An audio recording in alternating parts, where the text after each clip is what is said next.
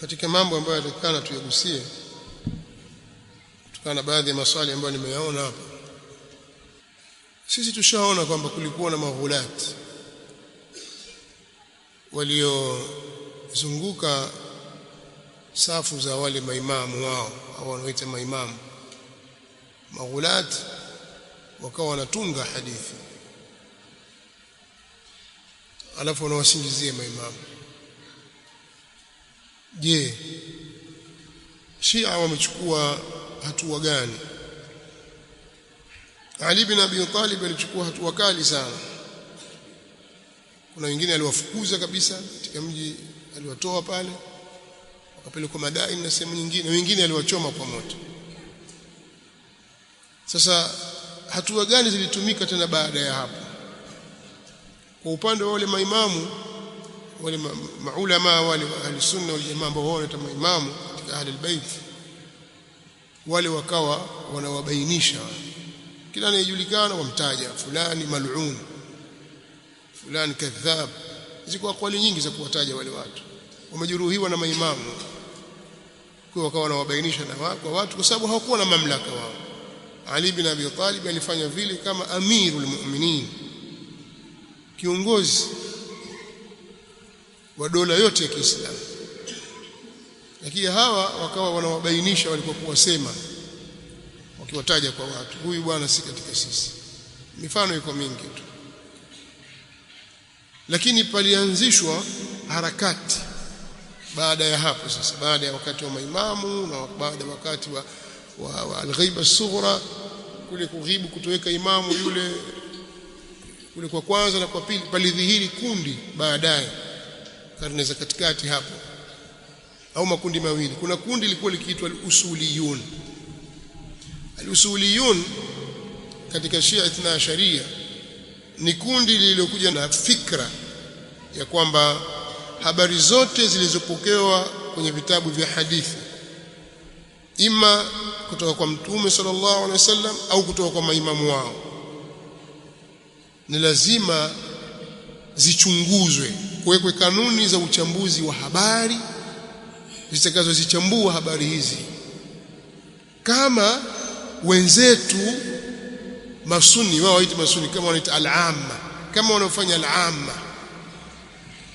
wao wana kanuni za uchunguzi wa habari na uchambuzi wa habari na mapokezi na simulizi. Kwa nini sisi hatuna? Kwa tuwekeni kanuni hizi za kuchambua habari, ili zile za maghulati tuzitupe mbali, tushike zile zilizothibiti. Baada ya kuja na fikra hizo, likatokea kundi jingine likiitwa al-akhbariyun, likawa kinyume na hao, kusema hapana, maadamu hadithi hizi zimetajwa kwenye vitabu vyetu vya hadithi, tena tunavyovitegemea, basi hadithi hiyo haihitaji uchunguzi wowote, si wa kiisnadi wala chochote, kwa kuwa habari hiyo maadamu imetajwa katika vitabu vyetu hiyo ni sahihi, na kufanya hivyo itakuwa tunawaiga hawa ahli sunna, na sisi tumekatazwa na maimamu kuwaiga ahli sunna. Tusiwaige kwenye jambo lao lolote. Kwa hakuna kuweka utaratibu, pakaingia mzozo ni mkubwa mno, walitukanana sana na vitabu vikaandikwa, hasa akhbariyuna walikuwa wakali kweli kweli, wakiwatuhumu wenzao kama vile wazandik wamekuja kuharibu madhhab. Sasa utauliza kwa nini hao akhbariyuna walikataa? Kuna mmoja akalifunua hili. Mshia Yusuf al-Bahrani amefariki mwaka 1186, alipokuwa akiwatahadharisha mashia wenzake juu ya jambo hili la hatari wanataka kulifanya la kuchunguza habari. Huyu al-Bahrani, huyu Yusuf al-Bahrani ana tafsiri, huyu inayo pale tafsiri yake inaitwa al-Burhan, kwenye juzuu kama 8 10 kitu kama hicho. Lakini pia ana kitabu chaitwa Lu'lu'atul Bahrain. Sasa katika ukurasa wa 47 ili jambo akalizungumza, akasema, anawaambia wenzake, alwajib إما الأخذ بهذه الأخبار كما هو عليه متقدم علمائنا الأبرار أو تحصيل دين غير هذا الدين وشريعة أخرى غير هذه الشريعة لنقصانها وعدم تمامها لعدم الدليل على جملة أحكامها ولا أراهم يلتزمون شيئا من الأمرين. Anawaambia wenzake, nyinyi jamaa hii mtaka kuzichunguza hizi habari, mwangalie hii imethibiti haijathibiti. Sasa anawaambia ima wajibu wetu ni kuzipokea habari hizi kama zilivyopokelewa na wale waliotutangulia miongoni mwa wanavyuoni wetu wema, au tutafute dini nyingine isiyokuwa dini ya Ushia, au tutafute dini nyingine isiyokuwa dini ya Ushia, na tutafute sheria nyingine isiyokuwa sheria hii, kutokana na upungufu na kutokukamilika kwake, kwa sababu ya kukosekana dalili juu ya sehemu kubwa ya hukumu zake, na wala sioni kama wataweza kujilazimisha kukubali moja kati haya mambo mawili. Hawezi kukubali. Kwani mkianza uchunguzi tu habari zote zitakwenda na maji hizo, hazitathibiti. Lakini wajua si uongo. Mkianza kuweka kanuni hapa, lazima mpokezi awe hivi na hivi na hivi na hivi, sanadi iwe hivi hivi hivi, tutie kwenye mizani, zote zinapeperuka habari za uongo na kutunga. Sasa tafuteni dini nyingine, sasa tutakuwa na dini tena. Mnaelewa?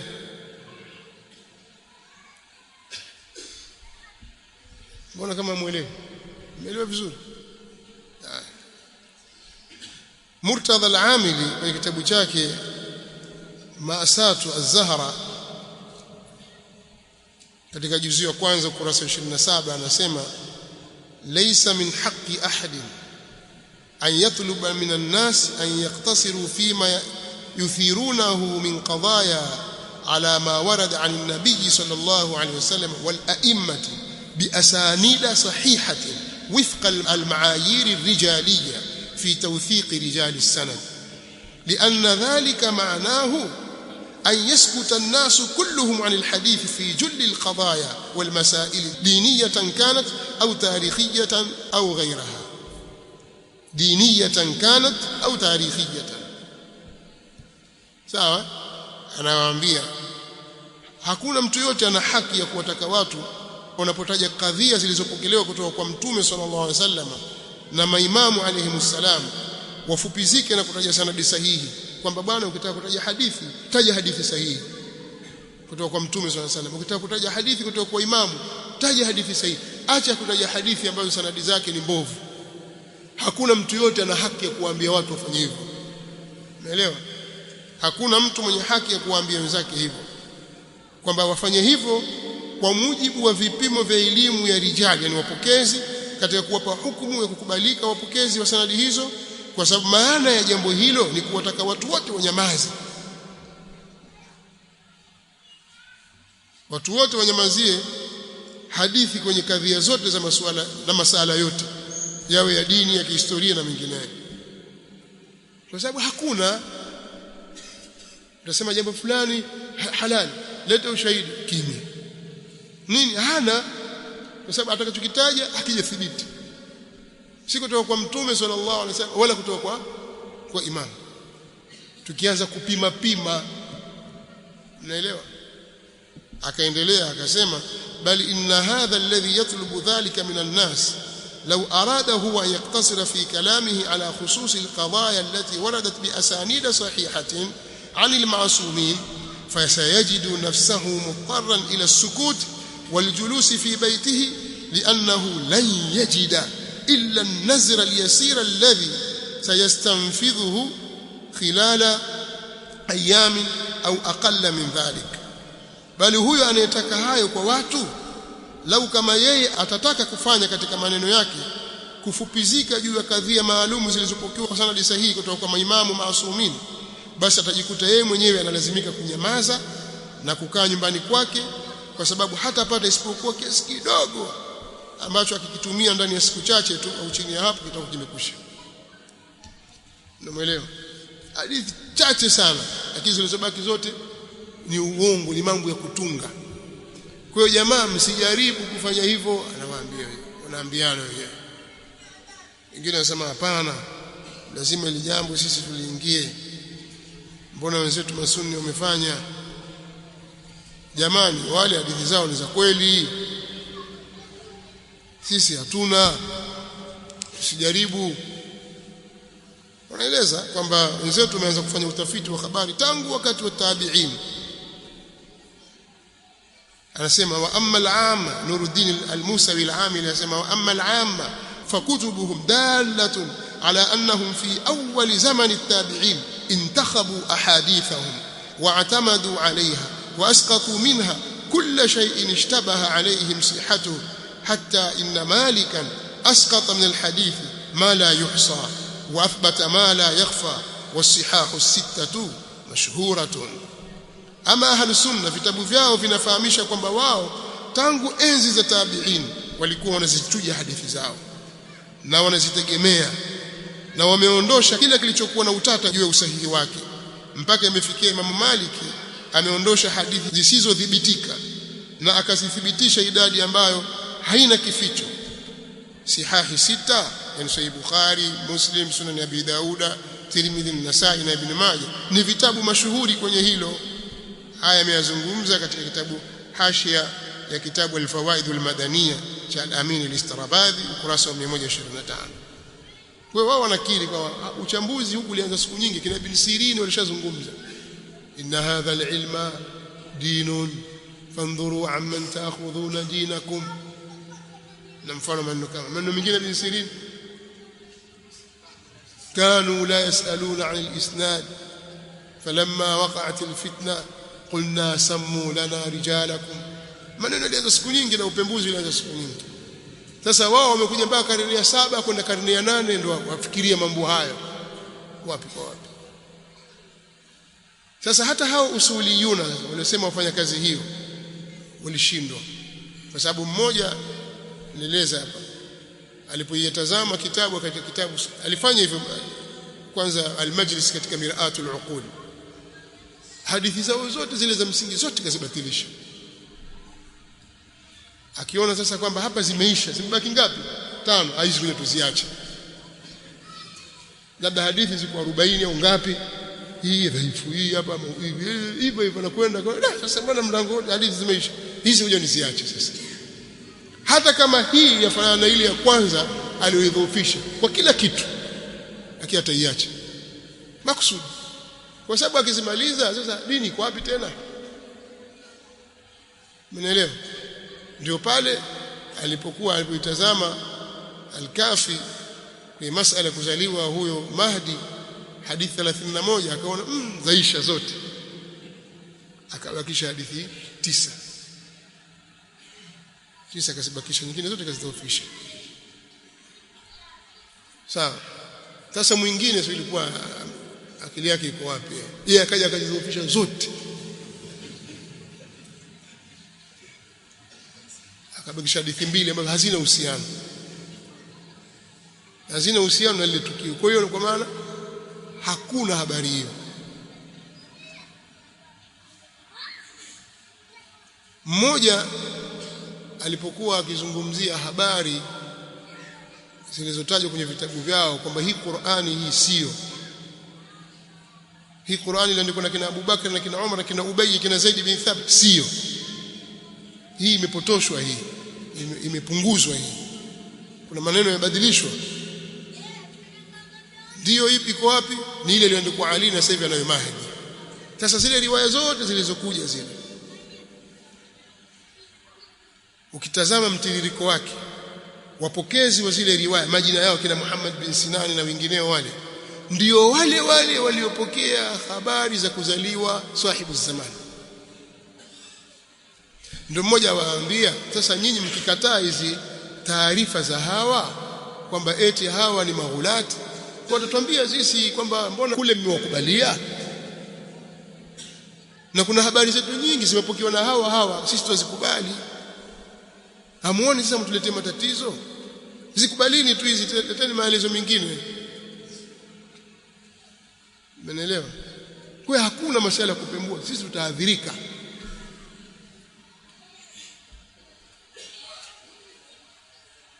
Kwa hiyo ule uvundo, ile tumbaku zilizoletwa na maghulati pale zimeshindikana kuzingoa kabisa, hawawezi. Si kwenye tafsiri, sio kwenye hadithi, sio katika fiqhi. Na katika fiqhi wana madhara makubwa, mpaka Atusi katika kitabu chake Tahdhibul Ahkam anaeleza sisi tunapata tabu. Hakuna habari yoyote na masala yoyote itakayokuja kwamba haya imetoka kwa imam, hakuna masala yoyote isipokuwa iko nyingine kinyume chake. Mjanielewa hapo, nifafanue. Yani hakuna jambo lolote kwamba hii hapa jambo hili hukumu yake nini, hii haram. Nani amesema? Abu Abdullah alayhi salam. Utapata riwaya nyingine akasema halali, na sio moja, huku kuna 10 huku kuna 10, yani nyingi. Ni mgongano wa hali ya juu, mpaka mtu asema mpaka umefikia baadhi ya watu kuacha madhhabi kwa sababu hiyo. Ni vile watu hawasome vitabu vyao, lakini mgongano uliomo katika madhehebu yao kwa sababu ya ule uongo uliorundikwa mule hauna kifani. Kwa hiyo sasa wao wakikaa wazungumza katika Bukhari hadithi nambari hivi, wazungumza hadithi kwenye Bukhari. Tajeni hadithi za kwenu. Ukisoma katika vitabu vyao mambo ya aqida, kina Hishamu al-Jawaliqi wakimzungumzia Allah, anataja pale kwamba Allah subhanahu wa ta'ala yuko katika sura ya mwanadamu.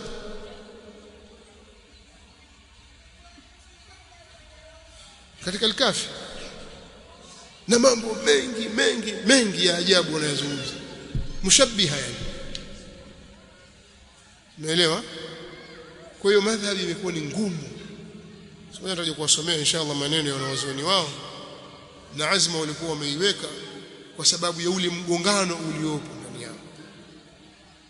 Sasa mara nyingine wanamaliza mambo vipi? Wasema sasa hapa hii hukumu yake ni, lakini huku kazungumza kwa takia. Kwa hiyo wanakwenda na mlango huo sasa. Na mwingine anasema hiyo sio takia, ni hii huku, hii ndio kazungumza sawa. Kiasi ambacho haijulikani takia ni ipi na sasa isiyokuwa takia nayo ni ipi, haijulikani. Na ndio maana hawatathubutu. Sisi tutasomesha katika marakizi zetu, kwenye misikiti yetu, vitabu kama Sahih al-Bukhari, Sahih Muslim, Sunan Abi. Wao hawawezi kuthubutu kuwasomesha watoto wao vitabu vya maimamu wao wakubwa vilivyoandikwa. Hawatakuwa na maelezo. Eti msikia Sheikh Kishia amekaa asemesha nini? Usulul Kafi. Afiki mahali popote. Wale wote walio mbele yake utakimbia, utawaacha ushia. Unanielewa? Hawezi. Hutakuta darasa za Usulul Kafi ziko kwenye labda kwenye YouTube kwenye nini. Haiwezekani. Kwa hivyo vituko vilivyojaa huko, ambao sasa utawatia shaka raia wako, utawatia shaka wafuasi wako. Kwa hiyo bwana, ghulati walishughulikiwa kibinafsi na wale walioitwa maimamu walikuja baada ya Ali bin Abi Talib na Al-Hasan bin Ali, walikuwa wakiwabainisha. Ama kwa wanaozoni wao ilipita miaka mingi ndio wakataka kuanzisha juhudi za kuzisafisha hadithi zao, kwa sababu unajua kuna kitu chaitwa najis na kuna kitu chaitwa mutanajis. Unajua katika fiqh kuna kitu chaitwa najis, hii ni najisi, na hiki ni mutanajis, na hiki asili yake si najisi, kiko tahara, kimenajisika, kimeingia najisi. Kile kilichokuwa kimenajisika uweze kukitwaharisha, tukisafisha kikawa tahara. Umeelewa? Hapa panaweza kuingia najis kama ni damu au kama ni mkojo, pakisafishwa, pakiwa pana mkojo pamenajisika, ukipatwaharisha patwaharika. Alafu kuna kitu chenyewe hicho ni najisi, kama vile mbwa. Umeelewa?